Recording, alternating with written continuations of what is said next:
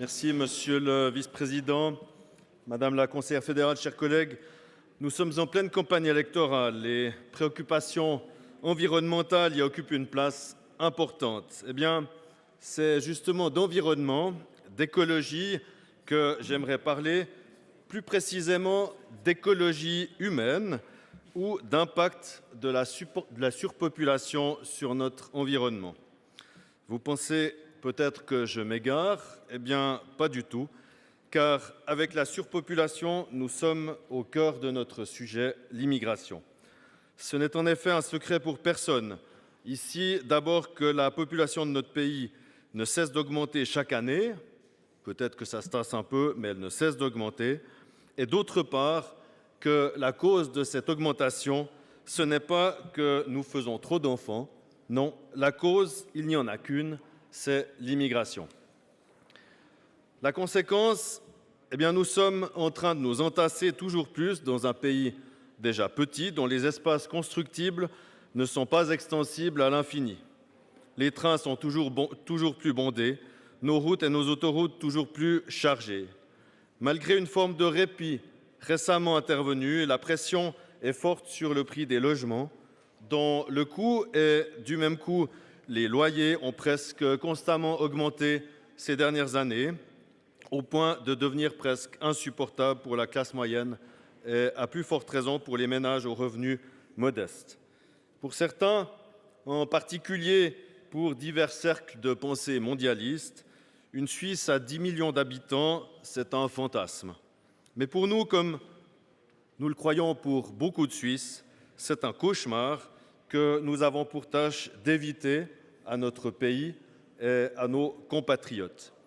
Leur éviter un tel cauchemar sous cet angle, c'est exactement l'objectif ou l'un des objectifs de cette initiative qui, d'une manière conséquente, propose de limiter vraiment l'immigration. Par là, elle va à la racine de vrais problèmes environnementaux. Elle nous interroge sur les facteurs qui, si nous ne faisons rien, nous emmèneront à coup sûr vers une situation dont personne ne veut, une consommation excessive du territoire et des ressources naturelles de notre pays, ressources limitées, encore une fois. Cause unique de la surpopulation, l'immigration joue un rôle direct, décisif, dans le bétonnage que certains dénoncent ici, en particulier devant moi et à gauche de cet hémicycle. Dans le même sens, les étrangers qui viennent chez nous, d'où qu'ils viennent d'ailleurs, sont entraînés, comme nous, dans cette espèce de spirale de la société de consommation. Ils deviennent autant de consommateurs supplémentaires de ressources pourtant limitées. Ils ont besoin de se chauffer, ils utilisent des appareils électriques, ils utilisent des moyens de transport, que sais-je encore. Or, la technologie actuelle ne permet pas de construire des infrastructures systématiquement neutres, ni en occupation du sol, ni en carbone. La surpopulation que nous amène une immigration incontrôlée nuit donc à l'environnement. L'angle de vue que je propose, c'est un appel à toutes celles et à tous ceux qui, ici ou en dehors de ce Parlement, tiennent des discours sur l'environnement et sur le climat, mais rechignent à réfléchir de manière décomplexée aux causes sur lesquelles nous pouvons avoir vraiment prise.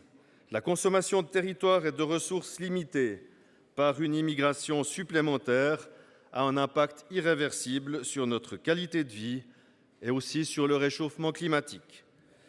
La question que nous devons nous poser, c'est de savoir quel pays nous voulons laisser à nos enfants.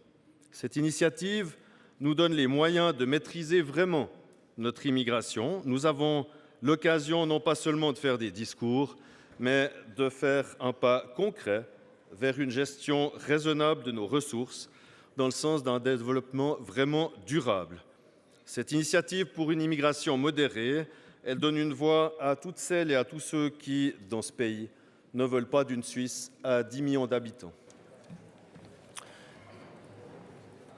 Besten Dank, Herr Ador. Nächster Sprecher, Herr Chiesa. Nächste Sprecherin dann Frau Morey.